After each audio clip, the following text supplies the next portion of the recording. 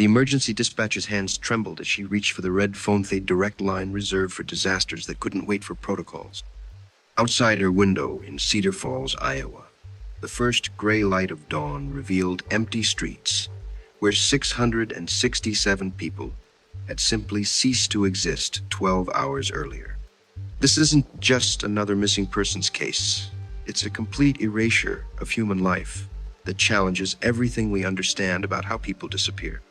August 23rd, 1978. Margaret Chen had worked the overnight dispatch shift for 14 years, fielding calls about domestic disputes, bar fights, and the occasional cattle wandering onto Highway 52. But nothing had prepared her for the silence that began at 11:47 p.m. the previous night. The last transmission from Millbrook, a farming community 32 miles southeast of Cedar Falls, came from Deputy Frank Morrison, his voice crackling through static. "Everything's quiet here. Heading back to the station." Then nothing. Millbrook sat in a natural bowl between rolling hills, connected to the outside world by a single county road that snaked through cornfields tall enough to hide a man on horseback. The town claimed 667 residents. According to the 1,970 census farmers, mechanics, a handful of shop owners, 3 teachers, and 1 part-time doctor who made house calls in a rusted Ford pickup.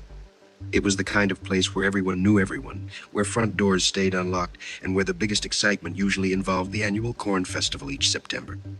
Margaret first noticed something wrong when the routine 2 a.m. patrol check-in never came. Deputy Morrison always called at exactly 2:0 a.m. a habit. So reliable that Margaret sometimes set her watch by it. When 2:15 passed without word, she tried raising him on the radio. Static. She tried the emergency frequency. More static. The landline to the Millbrook Volunteer Fire Station rang endlessly into the void. By 3 a.m., Sheriff William Hastings was driving toward Millbrook himself, his headlights cutting through fog that clung to the asphalt like cobwebs. The drive should have taken 45 minutes. Instead, Hastings found himself turning into the Millbrook town limits at 3:52 a.m., 7 minutes later than expected, the detail that would later gnaw at investigators like a splinter under skin. Main Street stretched before him, empty and dark. Not unusual for a farming town at 4 a.m., except for one thing: no porch lights. In rural Iowa, farmers kept at least one light burning through the night, a beacon for anyone needing help, a tradition dating back to the frontier days. But every house sat shrouded in perfect darkness, as if the entire town had agreed to disappear at the same moment. Hastings parked outside Kowalski's general store and stepped into air so still it felt solid. His flashlight beam swept across abandoned storefronts, illuminating hand-painted signs advertising fresh eggs and harness repair. The silence pressed against his eardrums like deep water. No dogs barking. No wind rustling the massive oak trees that lined the street. No hum of electrical wires or distant rumble of farm equipment. He tried the door to the general store. Unlocked. Inside, the cash register sat open, displaying $127.43 in neat stacks. Fresh milk filled the refrigerator case. Expiration date still 3 days away. A half-eaten sandwich rested on the counter beside a steaming cup of coffee that should have been cold hours ago. The patrol car sat where Morrison had parked it, keys dangling from the ignition, engine still warm to the touch. His coffee thermos lay on the passenger seat, contents lukewarm. The radio worked perfectly when Hastings tested it, crackling to life with Margaret's worried voice asking for updates. House by house, Hastings conducted his search. The Henderson farm dishes still warm in the sink, television playing a late-night movie to an empty living room. The Murphy Place children's toys scattered across the front yard, a tricycle tipped on its side as if someone had leaped off mid-ride. The Kowalski residence, behind the store dinner plates, set for 4. Food growing cold. Glasses of milk sitting beside untouched portions of meatloaf. But where were the people? As dawn broke across the cornfields, revealing the full scope of what Sheriff Hastings had discovered, one question burned through his mind like acid. How does an entire town disappear without leaving behind a single trace of struggle, a single drop of blood, or a single clue about where 667 human beings could have gone? The answer would prove more terrifying than anyone could imagine, because Millbrook's vanishing was just the beginning of something far more sinister, something that had been methodically hunting small American towns for decades, leaving behind empty houses and questions that still echo through law enforcement agencies today. Within 6 hours, Millbrook swarmed with investigators whose confident voices couldn't quite mask the unease creeping into their professional demeanor. The Iowa State Police had seen missing persons cases, mass casualties, even cult disappearances, but nothing that left behind a town frozen in time like a photograph. This wasn't just a local mystery anymore. It was becoming a federal case that would challenge the FBI's most experienced agents. Special Agent Patricia Voss arrived from Des Moines at 10:23 a.m., her black sedan kicking up dust clouds that seemed to hang in the motionless air longer than physics should allow. 23 years with the Bureau had taught her to read crime scenes like sheet music, but Millbrook played a melody she'd never heard before. The town felt wrong in ways that defied her training, too quiet, too still, too perfectly preserved. Her first stop was the Henderson farmhouse, where forensics technician Ray Mueller was photographing the kitchen. Steam still rose from a pot of coffee on the stove, its contents somehow maintaining temperature despite hours of abandonment. Mueller had worked crime scenes across 3 states, but his hands shook slightly as he adjusted his camera settings. "Agent Voss," he said without looking up, "the coffee's been brewing for 8 hours. The pot should have boiled dry by now." The breakfast table told a story, interrupted mid-sentence. 4 place settings, 3 with food partially eaten. Scrambled eggs growing cold on blue ceramic plates, toast buttered but not bitten. Orange juice poured into glasses that still held ice cubes that should have melted hours ago in the August heat. Voss moved to the living room, where the television displayed test patterns from KWWL-TV in Waterloo. According to the station manager, programming had ended at 1:30 a.m. with the national anthem, followed by the standard test pattern. Yet here it was, still broadcasting at nearly noon. The station had no explanation for the extended signal. In the master bedroom, she discovered something that made her pause mid-step. The bed was turned down on both sides, pillows still bearing the impressions of 2 heads, but the sheets remained warm to the touch, as if the Hendersons had just risen moments before her arrival. Body heat doesn't linger for 9 hours. It was physically impossible. Dr. James Carlisle, the county coroner, arrived from Cedar Falls carrying equipment designed to measure time of death. A practical man who'd seen 3 decades of farm accidents and natural deaths. He approached the mystery with scientific skepticism. But after testing 13 different houses, his readings defied everything he understood about post-mortem cooling rates and environmental factors. "Every house registers the same," he told Voss, consulting his notes with increasing bewilderment. "Body heat signatures in beds, warm food, functioning appliances.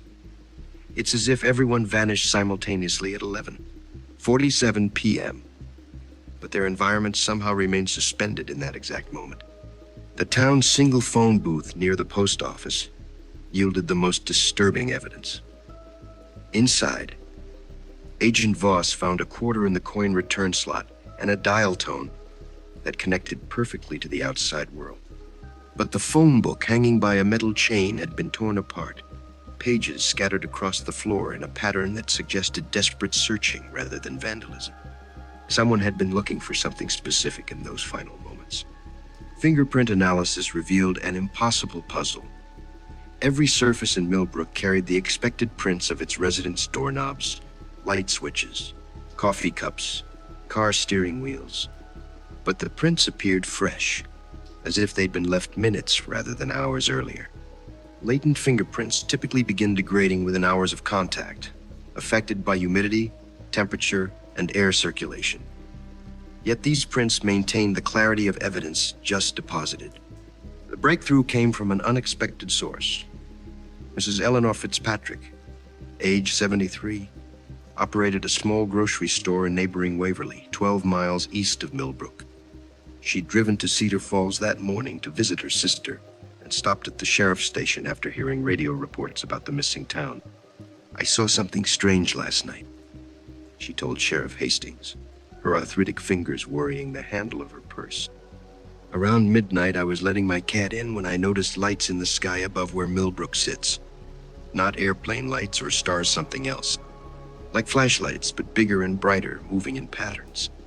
She described 3 distinct lights forming a triangle, hovering motionless for approximately 10 minutes before suddenly accelerating upward and vanishing. The lights appeared solid rather than projected, casting shadows on the cloud cover above them. Most importantly, Mrs. Fitzpatrick noted the exact time: 11:50 p.m., just 3 minutes after Deputy Morrison's final radio transmission. Agent Voss had investigated dozens of UFO reports during her career, most easily explained by weather phenomena, aircraft, or overactive imaginations. But Mrs. Fitzpatrick's testimony carried weight because of what she hadn't seen.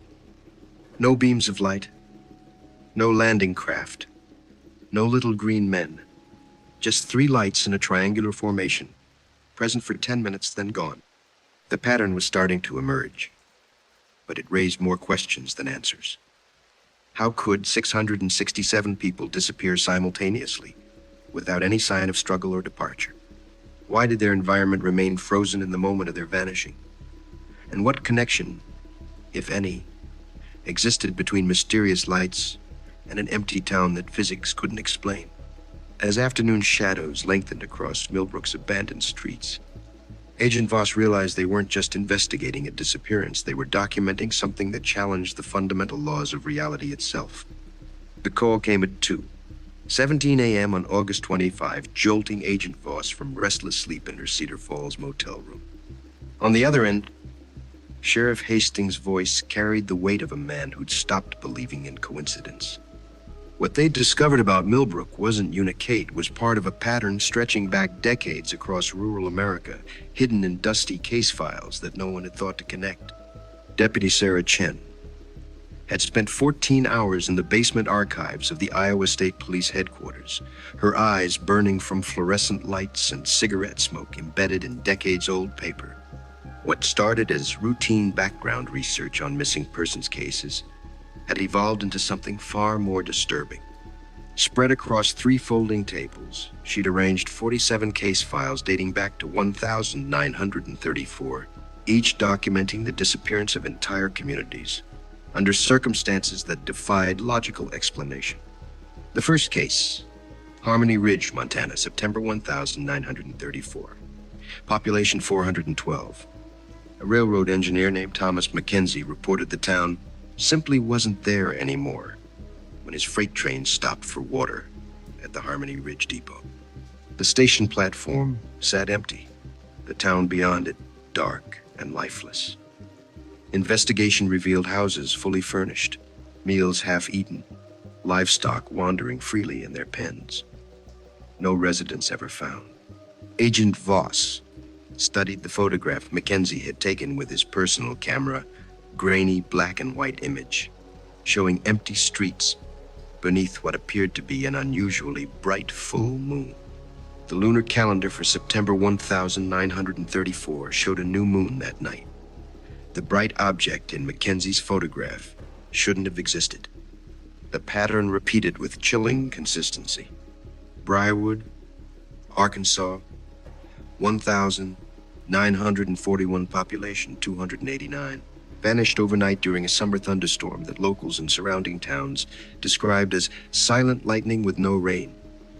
Pinecrest, Utah, 1,953,338 residents discovered missing by a traveling salesman who found coffee still percolating in the diner and fresh bread cooling on bakery racks. Each case shared identical characteristics. No signs of struggle, environments preserved as if time had stopped, electronic or mechanical devices functioning normally despite human absence. Local law enforcement investigated thoroughly, then quietly filed reports that gathered dust in forgotten storage rooms. But the most disturbing pattern emerged from Deputy Chen's timeline analysis. The disappearances occurred in 7-year cycles, with remarkable precision. 1,934, 1,941, 1,948, 1,955, 1,962, 1,969, 1,976, and now 1,978, just 2 years later than expected.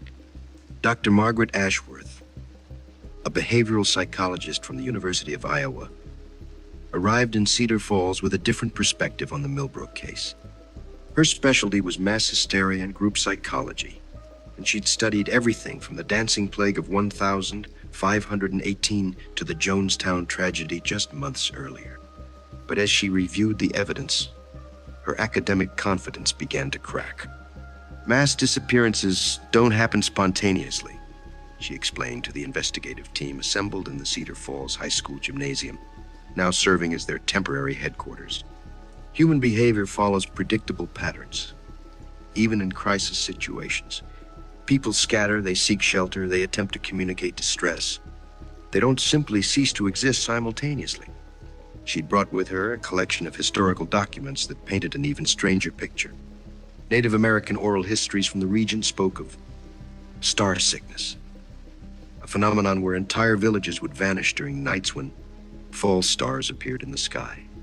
The Meskwaki tribe had specific rituals designed to protect communities during these events, performed every 7 years according to their traditional calendar. The correlation was impossible to ignore. 7-year cycles, lights in the sky, complete disappearances. Either someone was orchestrating an elaborate hoax spanning multiple decades and states, or America was experiencing something that challenged every assumption about reality. Agent Voss interviewed Harold Zimmerman, the county's oldest resident at 91 years old, hoping his memory might provide historical context. Zimmerman had lived through both world wars, the Depression, and countless changes to the rural landscape. But when she mentioned the 7-year pattern, his weathered face went pale. "My grandfather told stories," he said, his voice barely above a whisper. Said his grandfather remembered whole Indian camps going quiet overnight. This was back in the 1800s, before white folks settled here permanent. Grandfather said the tribes knew when it was coming they'd pack up and move away from certain areas when the time was right. Zimmerman's grandfather had been a fur trapper in the 1870s, working territories that later became modern Iowa. According to family stories passed down through generations, trappers learned to avoid specific regions during certain years, following advice from native guides who spoke of places that ate people when the sky fires came. The pieces were falling into place, but the picture they formed violated everything rational about how the world worked. If the pattern held true, the next disappearance would occur somewhere in rural America in 1985, preceded by lights in the sky and followed by the same impossible preservation of empty communities.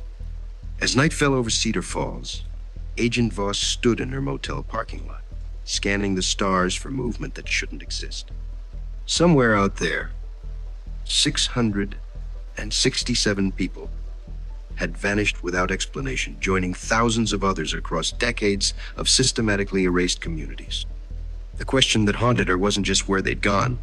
It was whether anyone could prevent the next town from joining them in whatever existed beyond the lights.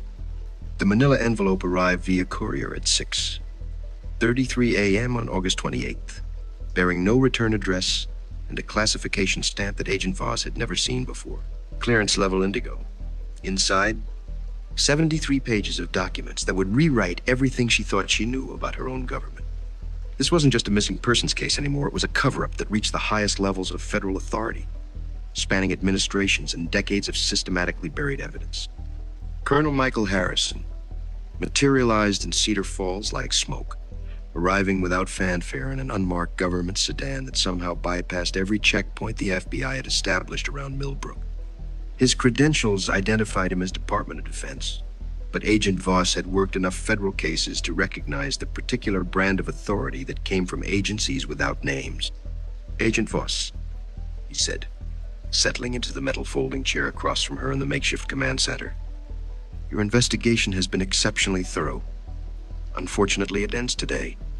The documents Harrison placed before her told a story that stretched back to 1,934 not of random disappearances, but of systematic monitoring and documentation by a classified government program called Project Shepherd. Every vanished town had been under observation for months before the disappearances occurred. Every case had been investigated by federal agents who reported to supervisors whose names were redacted from the files. The first document bore the letterhead of the War Department, dated September 15, 1934, just days after Harmony Ridge, Montana went dark. Atmospheric phenomena consistent with previous incidents. The report stated in clinical language: electromagnetic signatures detected 3 hours prior to event. Recommend establishment of permanent monitoring stations in affected regions. Agent Voss read with growing disbelief as the papers revealed a vast network of surveillance equipment scattered across rural America disguised as weather stations, radio towers, and agricultural monitoring posts. Each installation had recorded unusual electromagnetic activity in the hours before nearby communities vanished, patterns that repeated with mathematical precision across decades. The most disturbing revelation came from a 1,962 memorandum signed by someone identified only as Director, Special Phenomena Division. The document outlined containment protocols for managing public awareness of what it termed cyclical harvesting events. Local law enforcement was to be briefed on cover stories. Media reports were to be suppressed or redirected. Families of the missing were to receive financial compensation in exchange for silence agreements. Harvesting, Voss repeated, looking up at Colonel Harrison. Your own documents call it harvesting. Harrison's expression remained neutral, but something flickered behind his eyes, fear perhaps, or resignation. We use the term because we don't understand the mechanism. Something removes entire populations with surgical precision, leaving infrastructure intact. We've observed, documented, and attempted to predict these events for 44 years. We've never prevented one. The files contained photographs that made Voss's hands shake. Aerial shots of empty towns taken hours after disappearances, showing the same impossible preservation she'd witnessed in Millbrook. But some photos captured more strange shadows on the ground despite clear skies. Geometric patterns in crop fields surrounding vanished communities.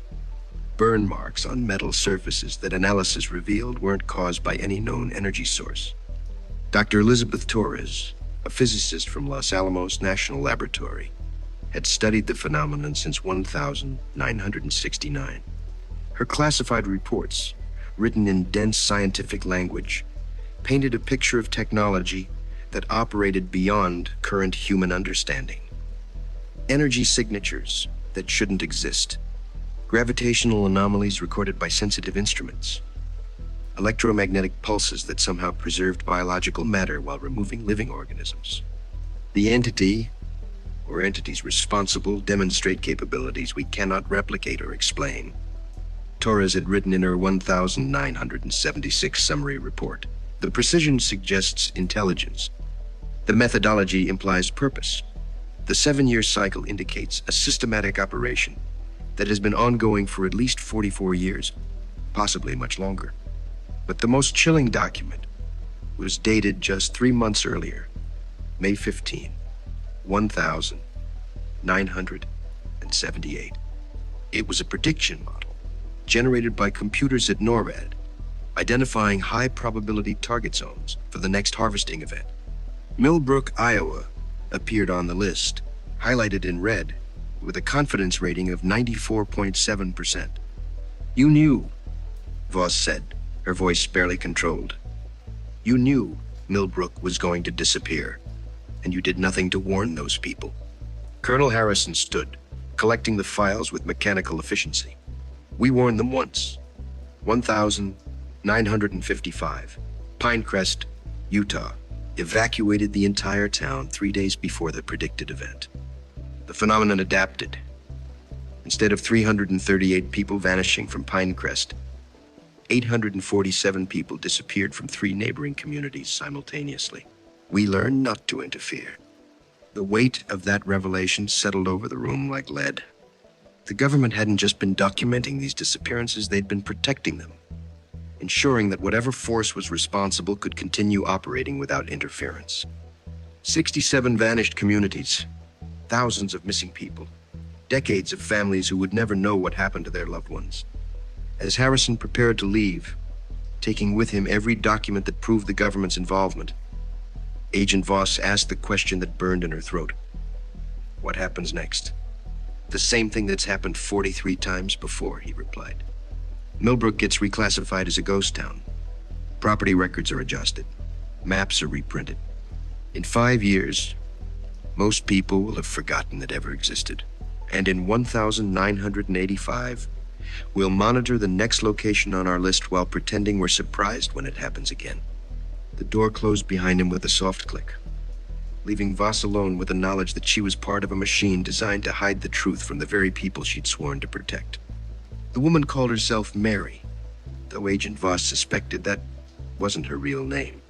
She sat in the back booth of Mel's Diner in Cedar Rapids, her hands wrapped around a coffee cup that had gone cold an hour ago, and spoke in whispers about the night her entire world disappeared. For the first time since Millbrook vanished, someone who'd been there was willing to break 40 years of government-enforced silence, and her story would shatter every assumption about what really happened to America's missing towns. Mary appeared to be in her 60s, with silver hair and eyes that held the particular emptiness of someone who'd seen too much. She'd contacted Voss through a classified ad in the Cedar Rapids Gazette, a seemingly innocent message about selling farm equipment that used a code phrase from the declassified Project Shepherd documents. Atmospheric phenomena observed. I was 16 when Briarwood disappeared, Mary began, her voice carrying the weight of decades of forced silence. September 15th, 1941. I was visiting my aunt in Little Rock when it happened 60 miles away, far enough to survive, close enough to see the lights. Her story unfolded like a nightmare wrapped in the mundane details of rural Arkansas life. Mary had been scheduled to return to Briarwood on September 14th, but a sudden illness had kept her in Little Rock an extra day. A stomach bug that probably saved her life and condemned her to a lifetime of survivor's guilt. The lights weren't like anything you'd expect, she continued, stirring her cold coffee without drinking it. Not bright exactly, more like windows opening in the sky. You could see through them, but what was on the other side wasn't anywhere you'd recognize. She described 3 distinct phases to what she called the taking. First came the still and say a complete absence of sound that extended for miles around the target area. Birds stopped singing. Insects went quiet. Even the wind seemed to hold its breath. This lasted exactly 17 minutes, according to the railroad station clock she'd been watching from her aunt's porch. Then came the lights themselves, geometric shapes that appeared to be openings rather than objects. Mary drew diagrams on napkins, showing interconnected triangles and hexagons that hovered motionless above Briarwood for 33 minutes. Through these openings, she claimed to see movement shadows that might have been people, but moving in ways that defied gravity and physics. The final phase was the most disturbing. The pulling, Mary called it. Like someone opened a drain in the sky and everything got sucked up toward those windows. But not buildings or cars or animals, just people. I watched through binoculars as my neighbors walked out of their houses and into the streets, all moving in the same direction, all looking up at the lights. Her description matched reports from other witnesses that Agent Voss had discovered in the suppressed files. People moving with purpose but without apparent consciousness, converging on central gathering points before simply rising into the air toward the geometric openings. No screaming, no struggling, no visible means of propulsion. They looked peaceful, Mary said, tears tracking down weathered cheeks. That was the worst part. My mother, my father, my 2 brothers, they all walked out into the street like they were going to church, then just floated up toward those things. Gone in seconds. But Mary wasn't the only survivor. Over the past 4 decades, she'd made contact with 17 other people who'd been away from their towns when the takings occurred. or who'd somehow escaped the effect through what appeared to be random chance. They'd formed an unofficial network, sharing information while living under the constant threat of government surveillance. There's a pattern to who gets taken, she explained, pulling a worn notebook from her purse. Families with children under 12, adults between the ages of 18 and 65. They never take the very old or the very young if they're separated from families. It's like they're selecting for something specific. The notebook contained decades of research compiled by the Survivor Network, population demographics of vanished towns, weather patterns, geological surveys, even soil composition reports. What emerged was a picture of systematic harvesting based on criteria that seemed to prioritize genetic diversity and reproductive potential. Thomas Garrett, another survivor, joined them as evening approached. He'd escaped the 1,969 disappearance of Cedar Point, Nebraska, by falling asleep drunk in a grain silo after a bar fight. When he woke the next morning, everyone he'd ever known was gone. The government found us within weeks, Garrett explained, his calloused hands nervous with cigarette ash. Offered money, new identities, relocation assistance, all, in exchange for signing papers that said we'd never talk about what we saw. Most people took the deal, the ones who didn't. Well, some of them had accidents. He showed them a list of names written in fading ink, survivors who'd refused government compensation and died in car crashes, house fires, or sudden illnesses within months of their town's disappearances. The mortality rate among non-compliant witnesses was statistically impossible to explain through coincidence. Mary and Garrett had spent decades trying to understand the purpose behind the takings. Their research suggested that whatever force was responsible wasn't randomly selecting communities. It was conducting some form of systematic study or collection, harvesting human populations the way scientists might gather specimens. Every 7 years, like clockwork, Mary said, closing her notebook. Always rural communities with specific characteristics. Always the same number of lights in the sky. Always the same peaceful evacuation. And always the same government cover-up afterward. As Agent Voss listened to their stories, she realized that Project Shepherd wasn't just documenting mysterious disappearances, it was facilitating them, ensuring that suitable communities remained isolated and vulnerable when the time came for harvest. The question that haunted the survivors was the same one that kept Voss awake at night. Where were the taken people going? And what happened to them once they arrived? Dr. Sarah Kim had worked for the Centers for Disease Control for 12 years before she discovered that her real employer was something called the Adaptive Research Division, a shadow organization that existed in the spaces between official government agencies. The revelation came at 3:47 a.m. on September 20, when she received a priority alert about biological anomalies detected at the Millbrook site. What she found there would force her to confront the possibility that America's missing populations weren't just vanishing. They were being systematically processed by something that understood human biology better than humans themselves. The call came through channels that didn't officially exist, routed through a series of encrypted relays that bypassed normal CDC protocols. Dr. Kim had been studying unexplained disease clusters in rural communities for over a decade, patterns of illness that appeared and disappeared without following traditional epidemiological models. She'd assumed her research was purely academic until she arrived at the Millbrook site and discovered equipment that shouldn't exist. The installation sat hidden beneath what appeared to be a USDA agricultural monitoring station, 2 miles east of where Millbrook had once stood. Motion sensors and thermal imaging systems surrounded the facility in concentric circles, operated by personnel wearing no identifying badges or insignia.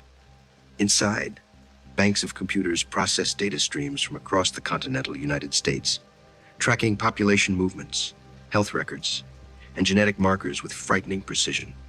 "Welcome to Project Shepherd, Dr. Kim," said Director Amanda Walsh, a woman whose age was impossible to determine, and whose security clearance apparently exceeded the president's. "Your research on rural disease patterns has been invaluable to our work. We'd like to show you the bigger picture." The bigger picture was a nightmare wrapped in scientific methodology. For 44 years, The Adaptive Research Division had been monitoring human populations across America, identifying communities that met specific genetic and demographic criteria.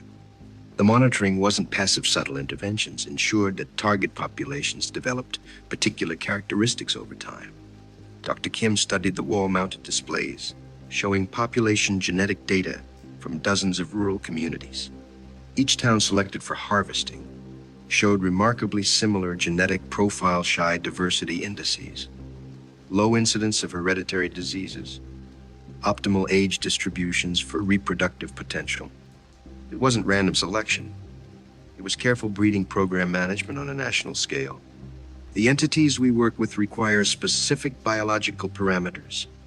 Director Walsh explained, her tone clinically detached. Our role is to identify and maintain suitable populations until they reach optimal harvest criteria.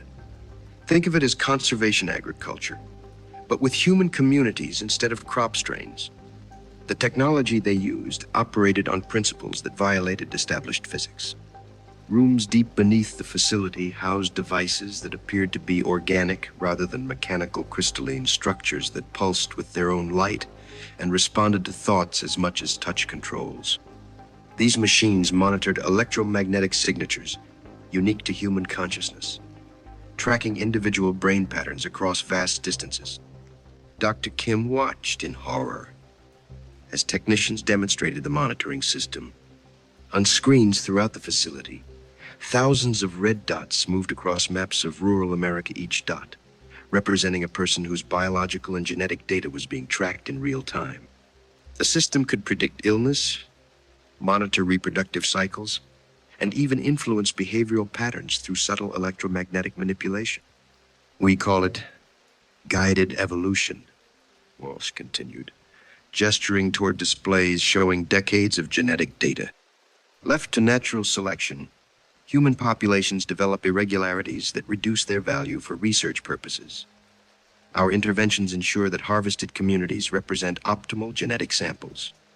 The interventions were terrifyingly subtle. Water fluoridation programs that included genetic markers, vaccination schedules modified to enhance specific traits, agricultural chemicals designed to influence reproductive timing, even weather modification systems that created optimal environmental conditions for genetic expression. Every aspect of life in target communities was managed like laboratory conditions. But the most disturbing revelation came when Dr. Kim accessed the outcome data. The harvested populations weren't disappearing, they were being transported to research facilities that existed outside normal space-time, operated by entities whose technology made human science look like stone tools. These beings had been conducting systematic studies of human development for centuries, using Earth as a vast laboratory for genetic and behavioral research. The relationship is mutually beneficial, Walsh explained, showing Kim's satellite footage of empty lots where vanished towns once stood. They provide us with technological advances that keep America competitive globally. We provide them with carefully maintained human specimens for their research programs. It's been the foundation of our national security strategy since 1934. The evidence was overwhelming. Medical breakthroughs attributed to American research facilities had actually been reverse engineered from alien technology. Computer systems, satellite communications, even genetic therapy techniques, all derived from knowledge gained through the harvesting program. The missing populations were the price paid for technological supremacy. Dr. Kim studied the files documenting communication protocols with the harvesting entities. The beings operated on timeframes that spanned centuries, conducting multi-generational studies of human evolution and adaptation. From their perspective, individual human lives were data points in experiments designed to understand consciousness, creativity, and social development. Where are the taken people now? Kim asked, though she dreaded the answer. Director Walsh activated a wall display showing what appeared to be a vast underground complex, its chambers filled with thousands of human subjects in suspended animation. They're contributing to scientific understanding on a scale you can barely imagine. Their experiences, memories, and genetic information are being used to develop technologies that will benefit all of humanity. The images showed people floating in transparent cylinders, their bodies perfectly preserved but their minds apparently active, experiencing virtual environments designed to test specific psychological and social parameters. Children from Millbrook played in simulated playgrounds, while researchers monitored their neurological development. Adults from previous harvests lived entire lifetimes in accelerated virtual realities, their behavioral patterns analyzed for insights into human nature. As Dr. Kim absorbed the magnitude of what she was seeing, one question burned through her scientific training. If this program was so beneficial to humanity, why did it require such absolute secrecy? And why did everyone involved seem terrified of the entities they were supposedly partnering with? The answer would come sooner than she expected, and it would reveal that America's shadow government wasn't managing the harvesting program. They were just another species being studied. At 11:47 p.m. on September 15th, 1978, exactly 23 days after Millbrook's disappearance, every monitoring station in the Project Shepherd network went silent simultaneously. In the underground facility outside Cedar Falls, emergency lighting bathed Director Walsh's command center in hellish red as she realized that their alien partners had just terminated a 44-year agreement. The entities weren't just harvesting rural American towns anymore. They were preparing to harvest the harvesters themselves. And the United States government had just discovered they were never partners in this arrangement. They were always the next experiment. Dr. Kim stood frozen as alarms shrieked through the facility's corridors.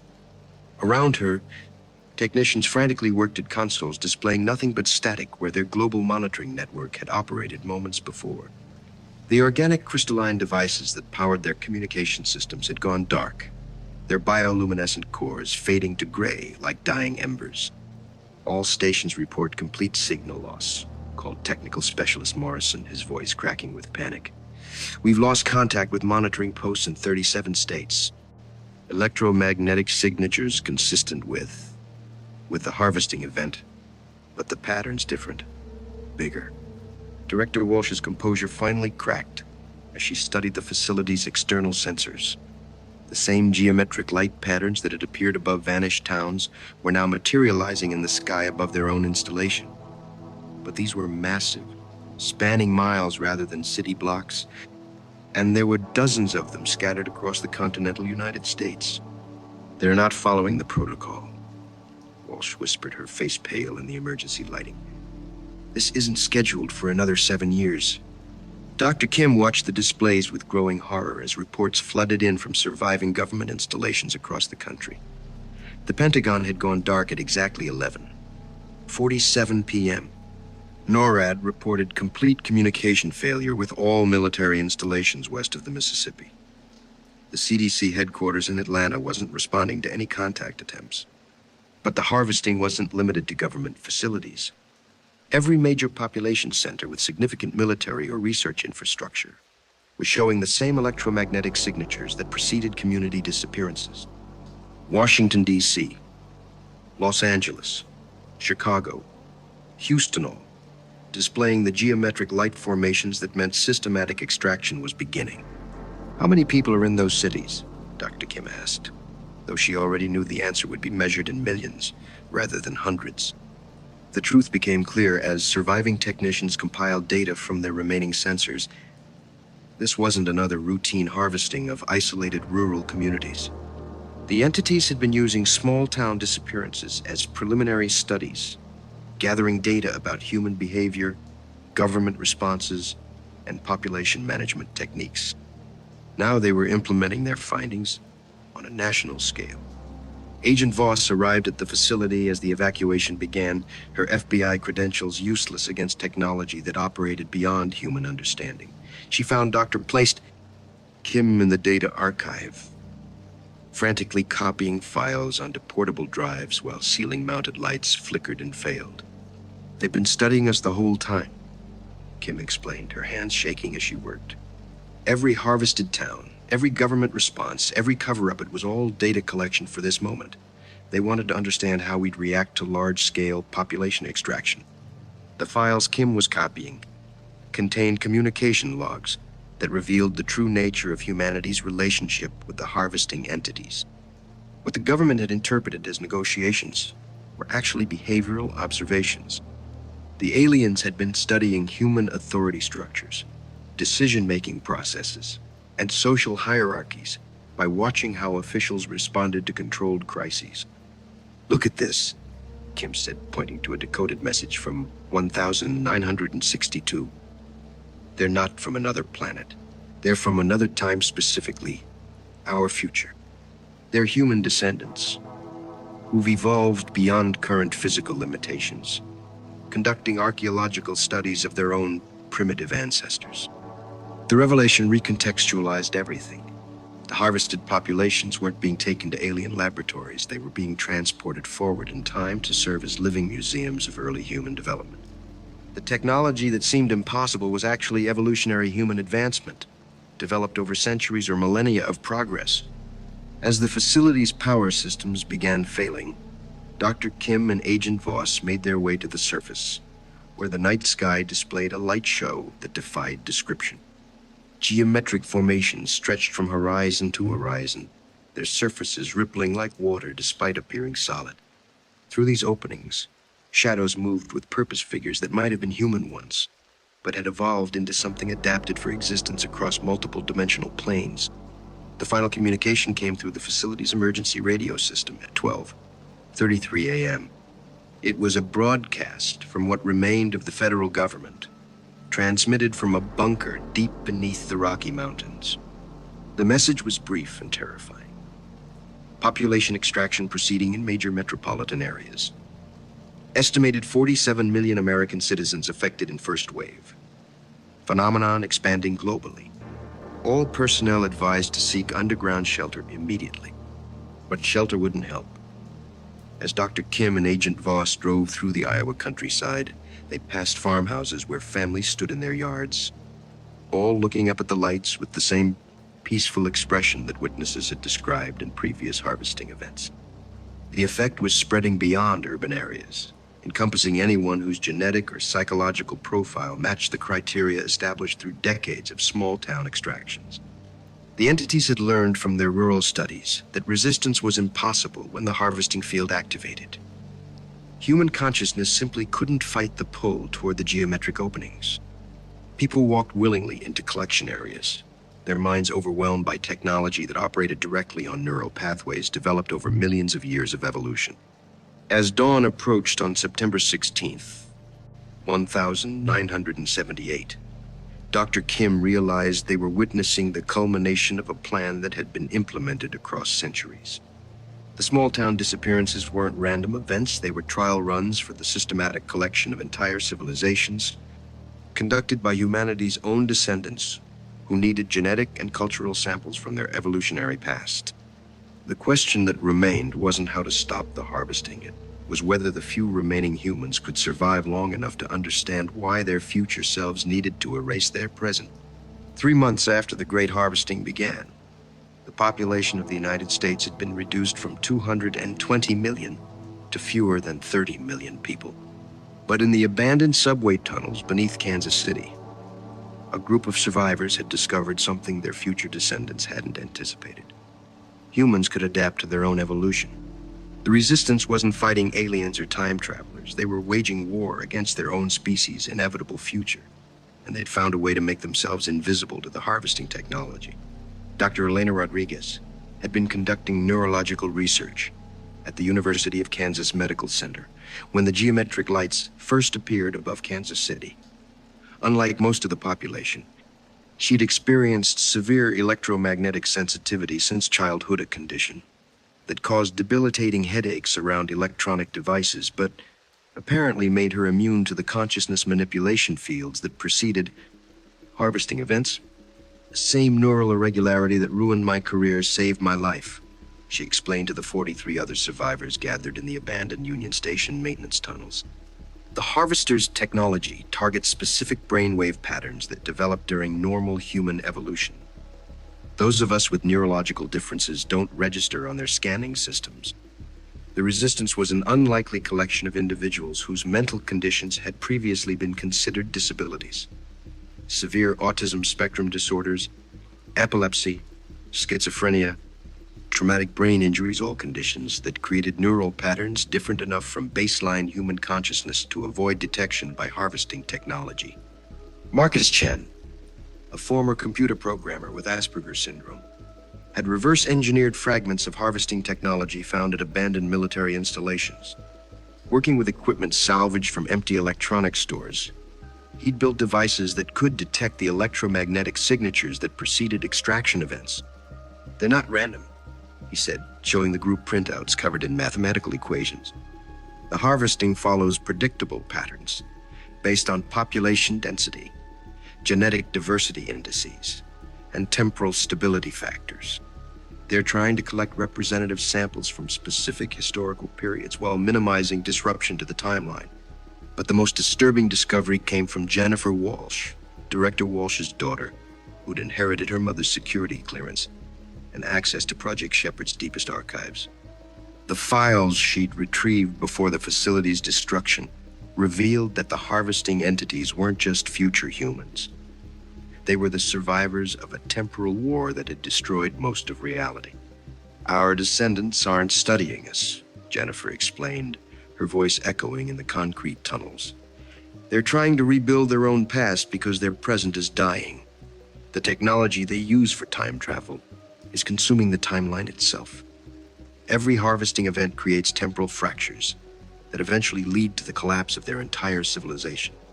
The temporal mechanics were mind-bendingly complex, but the basic principle was terrifying in its simplicity.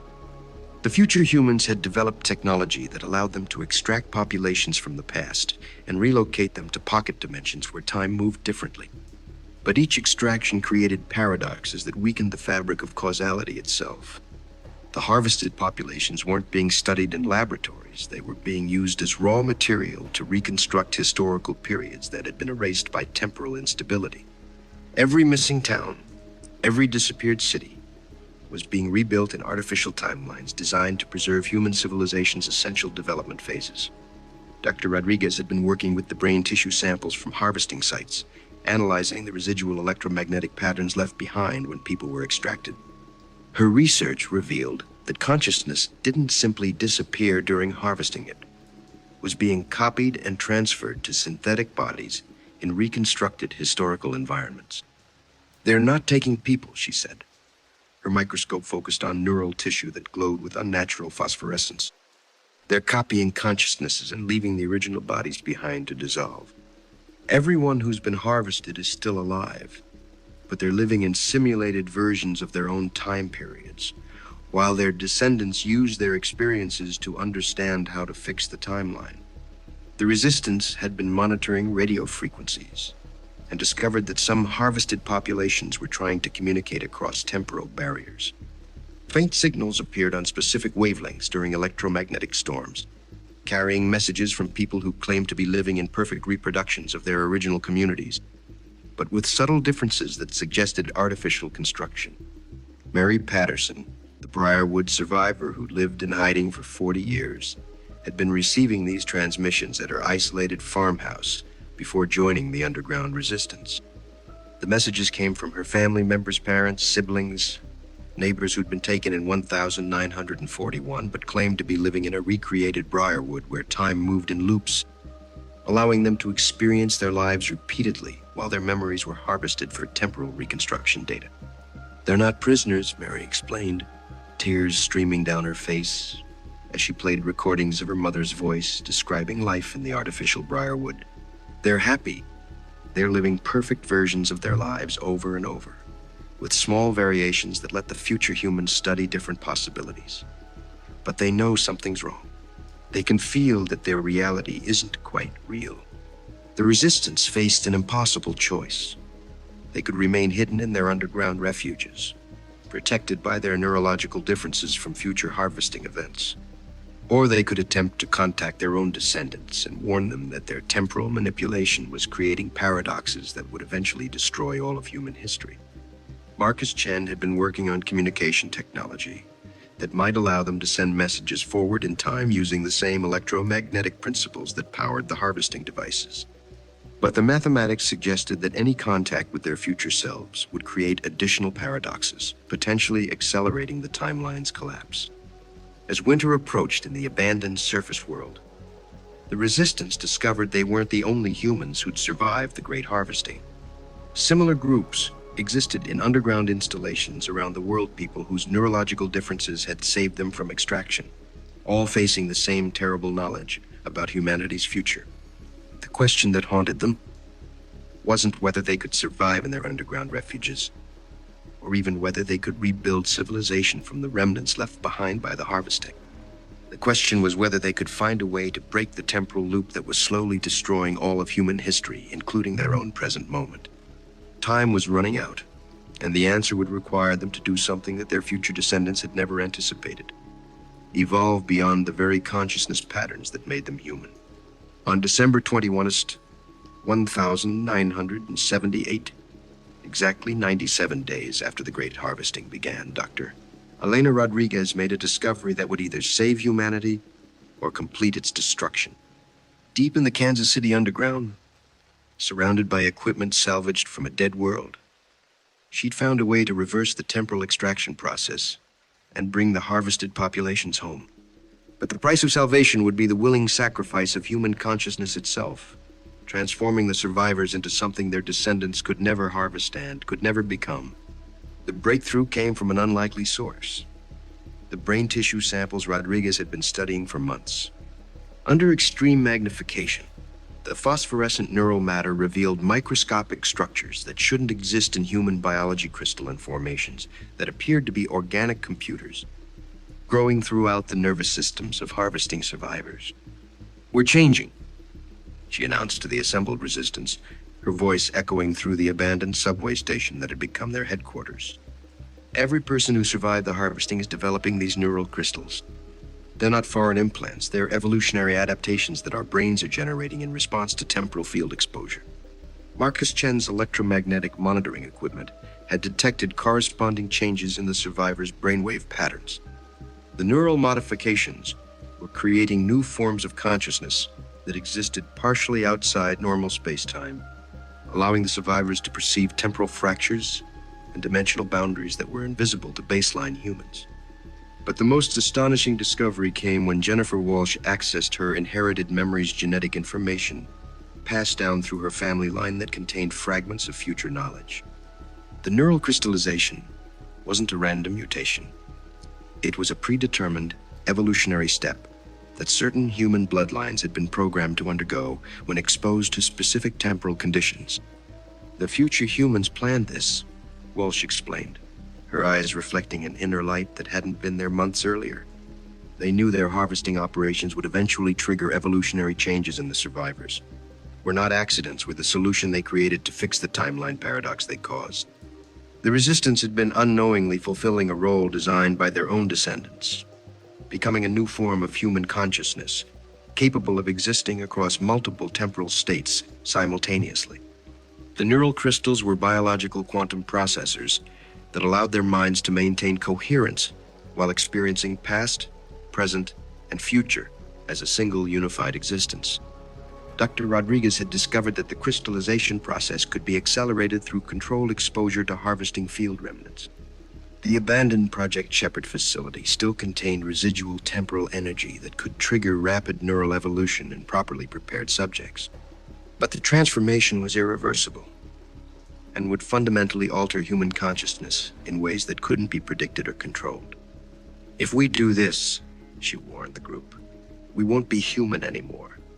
We'll become something that can exist in multiple timelines simultaneously, but we'll lose the linear experience of consciousness that defines human existence.